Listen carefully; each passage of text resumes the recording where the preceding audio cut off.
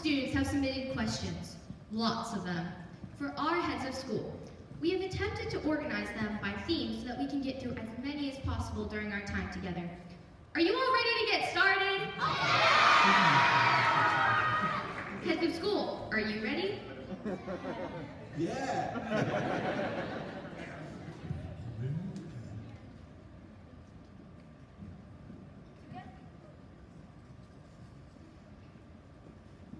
To get started, let's learn a little about what a head of school does. We will direct this question to our current head of school, Miss Head.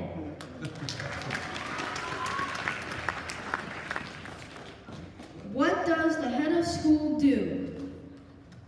A head of school first understands the mission of who we are. So there's a mission statement that people for many, many, many years, all of the 30 years, have said, this is what ISI is. We are an international school preparing global citizens.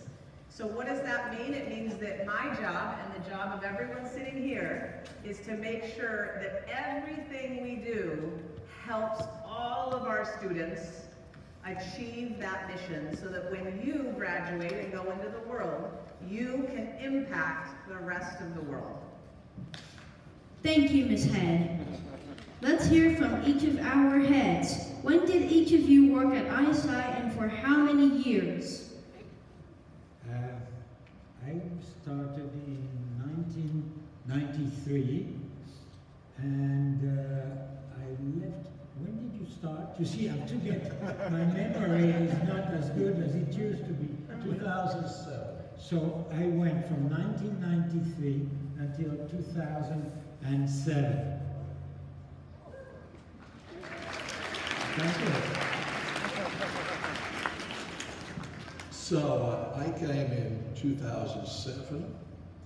I actually came over from my last school in the Netherlands, which was also an international school. And I worked here from 2007 until 2018, so that's 11 years.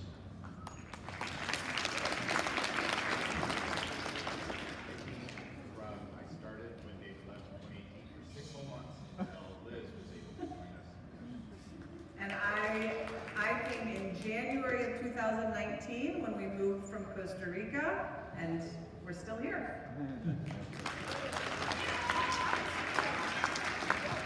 Thank you.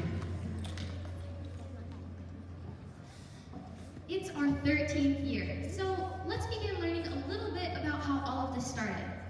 Mr. Vavere, why did they start ISI? First, tell me, what do you mean by they? Why did you start ISI? Well, it was not I, it was really a group of people. Amongst them is here, there's Signatorial, who from the beginning was a supporter. And it started really, the ball started to roll in 1992, right? Would you say? Yes, in 1992, the ball started to roll because there was a group of civic leaders, including the mayor, people, important people in the city, who wanted to give an international flavor, an international aspect to Indianapolis and to Indiana. So a group of people met, they devised and they thought of a blue book, which is a lot of very interesting ideas were developed. Amongst them was the project of starting an international school. And from that group, a board, so about 10, 12 people emerged, and the school was started from that point on. The first day of school was the Thursday before Labor Day in 1994. That was a very big deep dive down memory lane. Who found the original place where ISI started? You know, I got the question in advance, and I'm going to tell you I don't remember. I'm not sure. I think that it was amongst almost all the people who were looking for a typical school building, and suddenly somebody came to and gave us the idea to go and negotiate for a lease with the Unitarian Universalist Church, not very far from here. And so that's what we did. But I don't know who told us about it. But you should go and visit when you are coming back. You should go. This is where all started. That's awesome. How many teachers and students were there on the first day? There were 38 students on the first day, going from pre-K, and always there was a French American track, there was a Spanish American track from the very beginning, and there was a pre-K, there was a K, there was a grade 1, and Rosita was there, grade 4 and 5.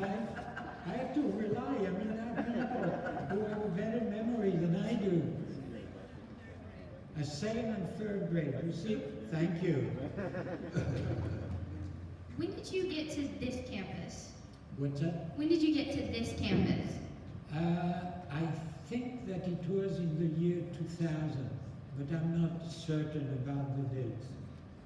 How long did it take to move everyone here? To bring everyone here took a long time.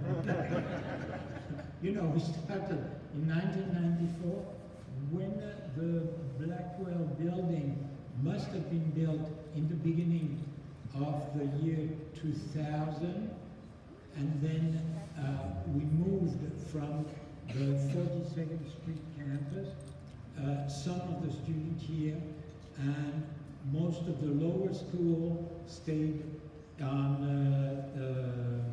42nd Street, while the middle school moved here. You are asking me very difficult questions. Thank you. I told you As IB students studying French, Spanish, and Mandarin, we don't know ISI any differently than we do today. However, I think it is safe to assume that ISI has changed over time, which leads me to my first question. How were the 3 language tracks decided? That was another puzzle question for me. It was a puzzlement. I think that there was no consultation too much. It was really a decision within the board. And we consulted with business leaders who were here about the need for families, where they were coming from. And it was finally decided to have a Spanish-American track and a French-American track. And it had to do with the experience that some of us had at the school level. Did I answer to that? And how did we do Mandarin, David? Mr. Garner? I just wanted to add a little bit that when I came in 2007, the high school building actually included grade 8, so it wasn't really a dedicated high school building at that time. And the Blackwell building included grades 4 and 5. Well, Mrs. Haygaru over at 49th Street at the elementary school really wanted grades 4 and 5 over there, so we worked hard on that. And eventually they did move there, so we had a real elementary school. Grade 8 moved back to Blackwell, so we had a real middle school at Blackwell, and then the high school building was solely dedicated to high school students. In 2007, in 2008, we brought in someone from Australia and someone from New Zealand. We brought in Mr. Urquhart, and we could never spell his name, but Mr. Urquhart from Australia to lead the upper school, so that included middle school and high school. And we asked him to introduce the International Baccalaureate Middle Years Program, the MYP. He was an expert in that, so he started doing that. And then we brought in Mr. K from New Zealand, who was crazy about rugby and cricket. I mean, he could talk rugby and cricket all day long. He still does. But we asked him to introduce the International Baccalaureate Primary Years Program at the same time. Now, Mandarin, we started our first class in 2009, and that was just I think it was kindergarten. It was just one class, and at that time it was 50-50, so half the day in Mandarin and half the day in English. Well, we were trying it really as an experiment. We didn't know if it would be popular, but anyway, it started to grow. Our first teacher was Sherry, who we managed to bring over from California. And year by year, we added a class. We added a grade level every year until today it's a full language track equal to the French and Spanish tracks. Thank you. Thank you.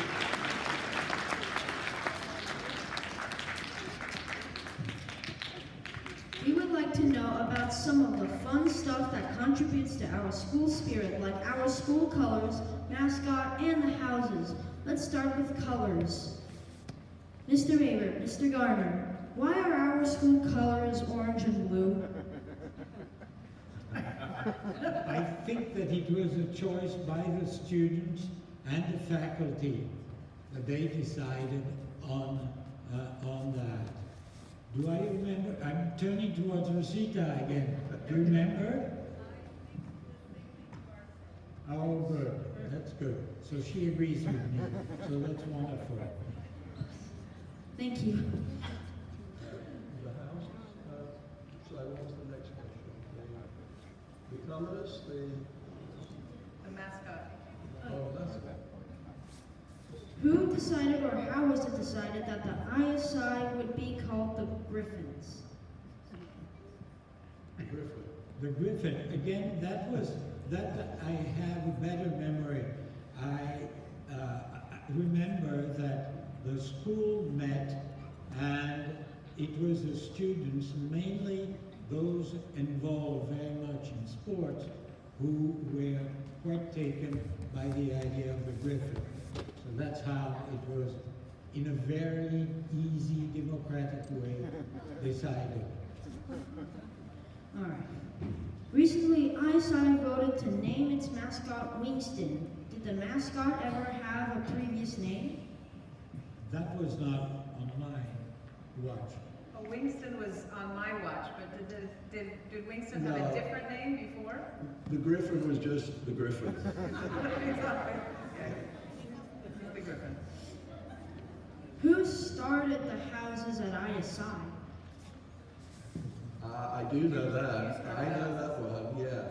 And my wife actually knows. My wife, Mrs. Garner, was teaching French here until last summer when she retired. So she sends her greetings. But I asked her this question, and she remembered going on an upper school camp. We think it was 2009. This was Mr. Urquhart, the new upper school principal's idea. He wanted the whole upper school to go on camp together. So I think they went to maybe Happy Hollow.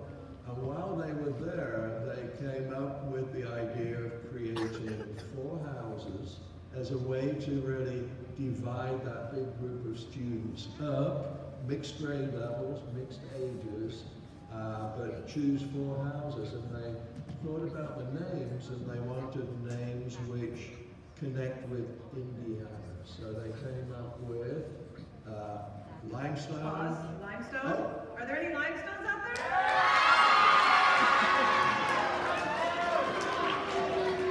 Pioneers.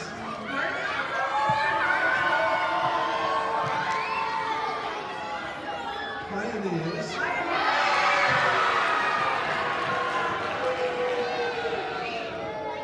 Oh, Weston.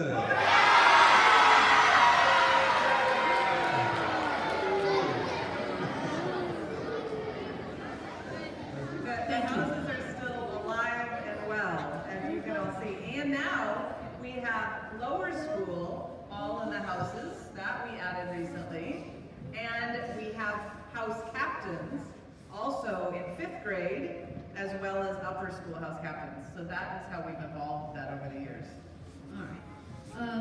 Ms. Head, can you tell us about the expansion to lower school?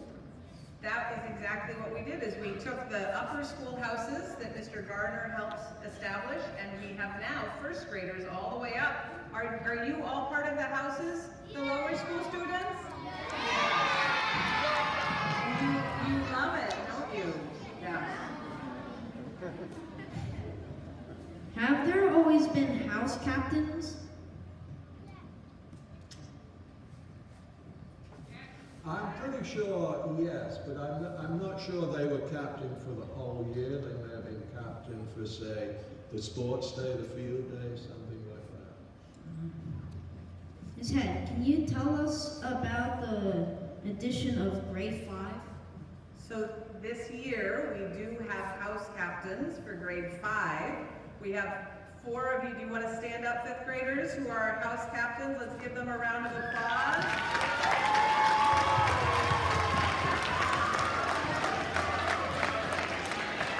Thank you. You can be seated. Those 5th grade house captains, I know they meet with Mr. Stroh, our principal, and they plan activities to help the lower school. Thank you. We are less than 100 days away from graduation. Go Senior year, seniors. You're almost there. senior year is a special year. Mr. Lebev, can you tell us about the first group of seniors? What year did our first group of students graduate from the school, and how many were there? Well, I have some help because I have a graduate who is here. Monica is with us today. So you were 8, correct? 8 courageous high school students graduated, all took the IB, and went on to do wonderful things afterwards. Where have the graduation ceremonies taken place? The first graduation ceremony, I think, took place in the Blackwell building, and then I think we, so to speak, graduated, and we asked Butler, and Butler gave us a hall where we held graduations. Did the seniors always have a senior lounge? Let me just add to the graduation that my first year here, we did the graduation ceremony just up the road here at the Christian Theological Seminary. The year after, we did it just up the road here at the Arts Museum in the Newfields Theatre. And I think after that, we moved to the Scottish Rite Cathedral. And if I'm correct, we're still using it. So yeah, all the way till this year we have used Scottish Rite, and this year we're going to Newfields, and I didn't know we had done that before. But the seniors will graduate here at the museum at Newfields. Yep, okay, great. So the senior lounge. Do you have a senior lounge? There was there was no senior lounge. I'm looking at Monica to confirm or affirm, Yeah. but there was no, we did not have enough space. So in 2007, when I came, yes, there was the senior lounge, and it lasted every year until one year we were really, really short of space. I'm trying to remember why, but we were short of space. So we took the senior lounge away from the seniors, and we turned it into a classroom. And we gave the seniors 2 sofas and put them at the top of the stairs on the top floor at Terrell, at the back. And that was not the most popular decision. But the next year we were able to reorganize spaces and give them the lounge back. So I don't know if it's still there. Do we have a senior lounge, seniors? They have a senior lounge. Thank you. There are so many wonderful cultural celebrations and events at ISI. We've heard that some are new and some are old. Let's learn a little bit about them.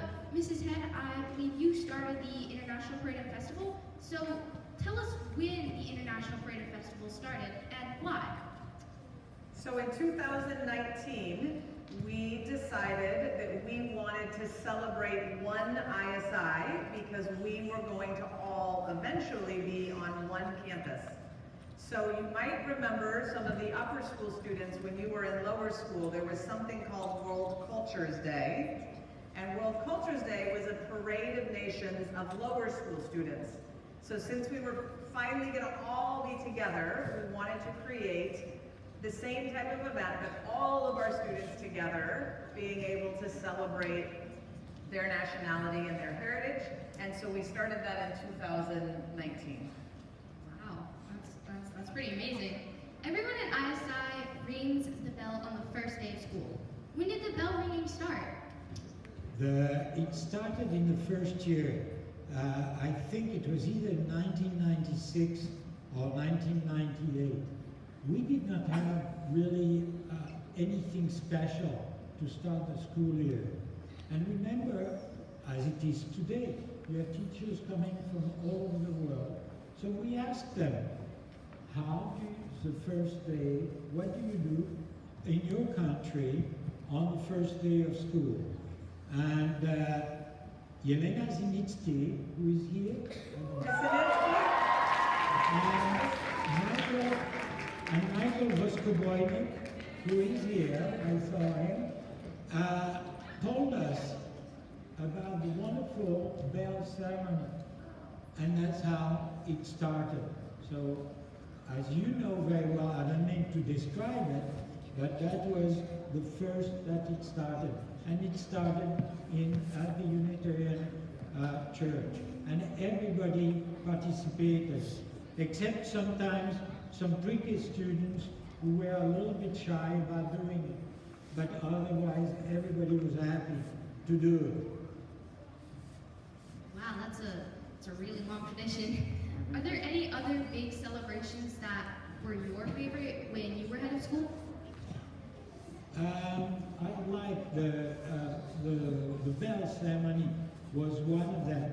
The other ceremony that I enjoyed were the ceremony that we held upon the departure and the arrival of students who had gone on exchange trips.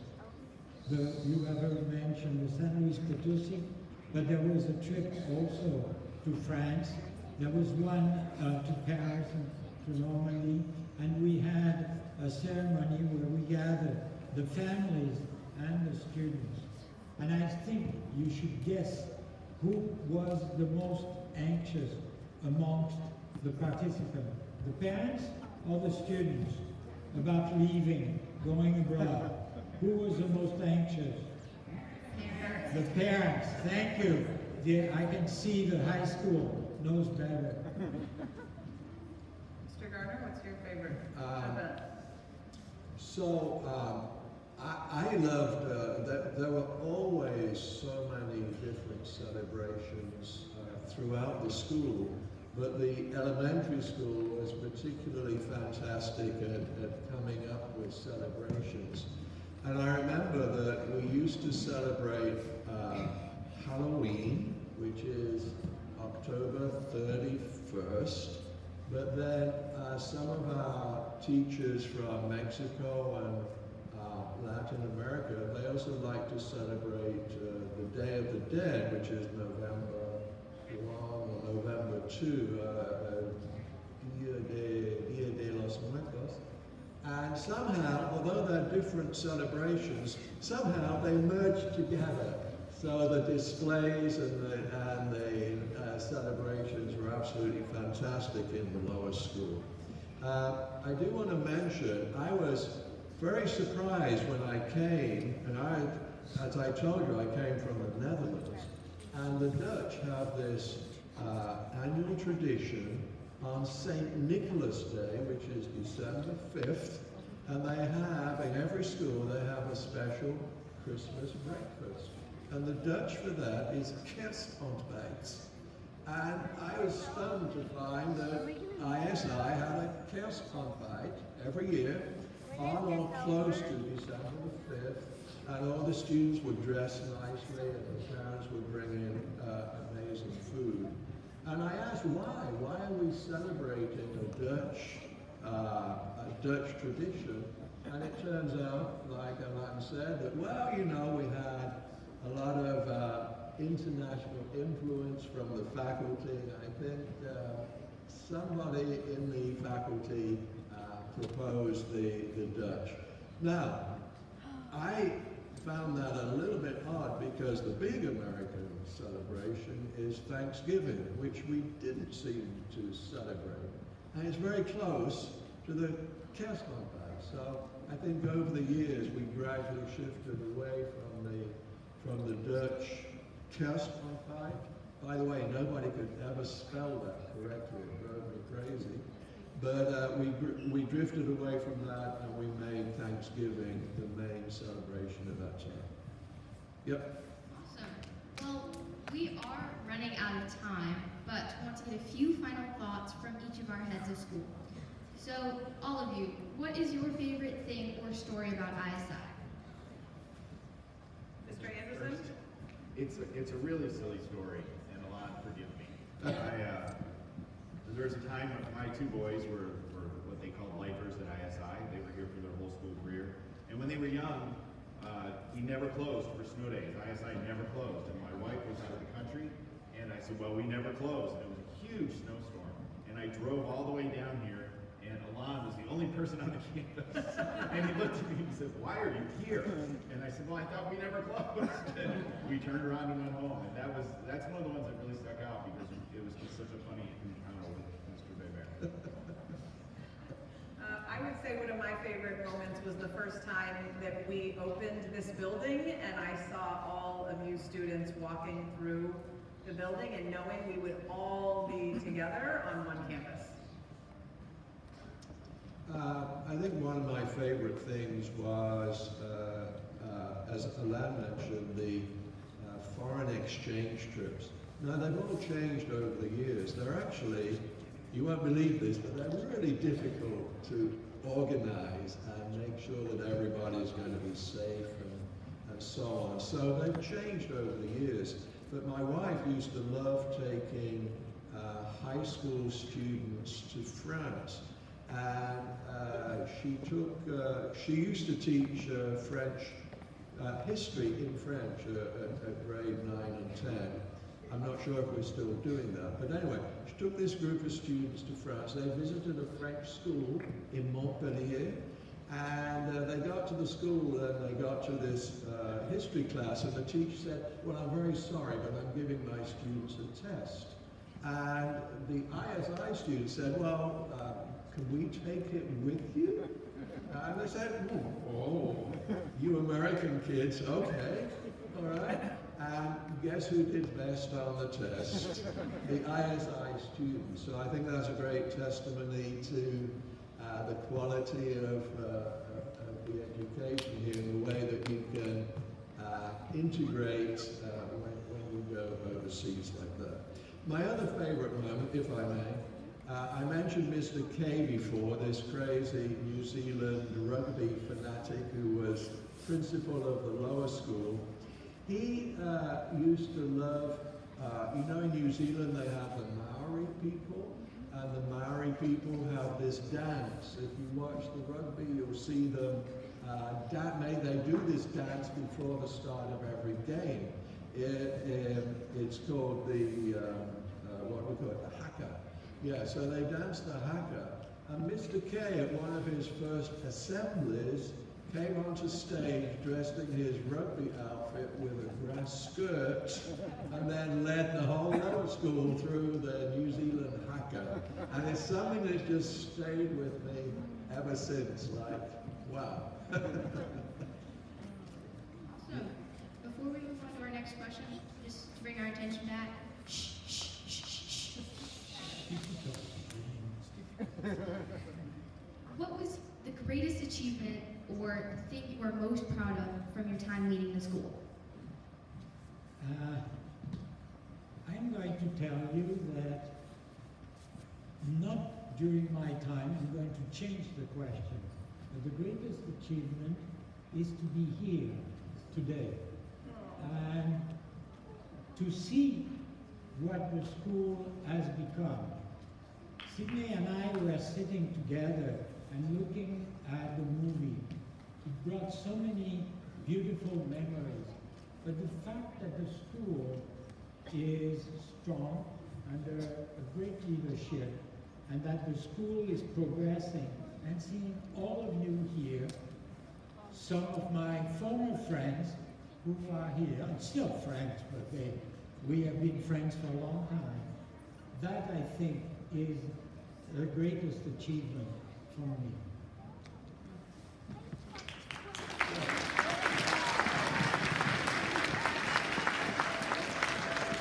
Finally, please. Never mind. You go. Well, that was a very nice answer.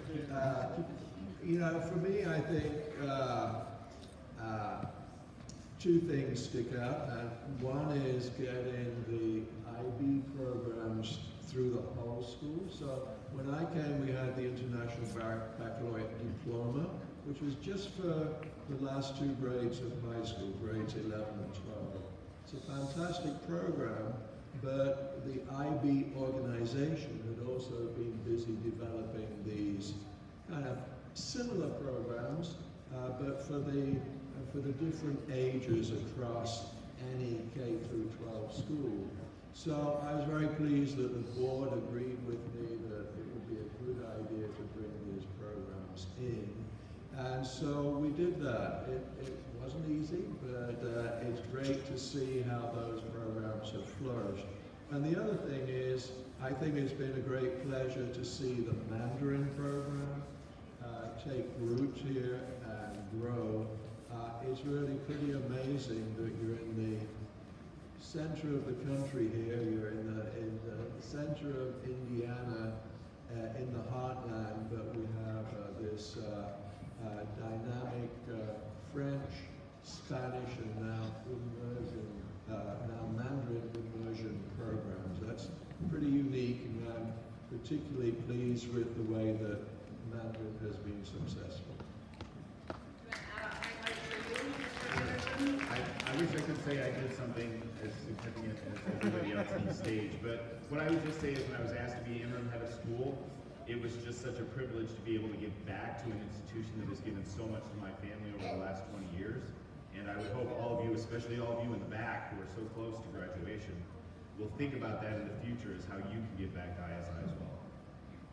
And I would say that what I am so proud of is that every day I get to come to a place where so many of the students are happy and are learning and are speaking different languages and are going on to amazing colleges and getting amazing scholarships.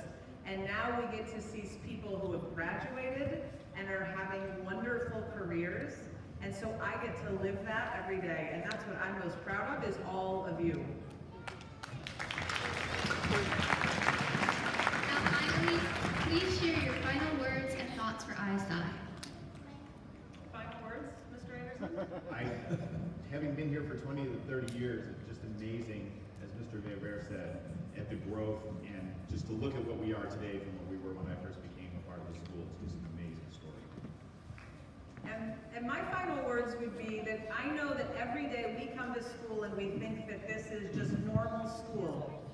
And really what we all are experiencing in the middle of Indianapolis, did you know there are no other students in any school in all of the Midwest of the United States that are doing what we do every day. And we should be so proud of ourselves and what we get to do at ISI.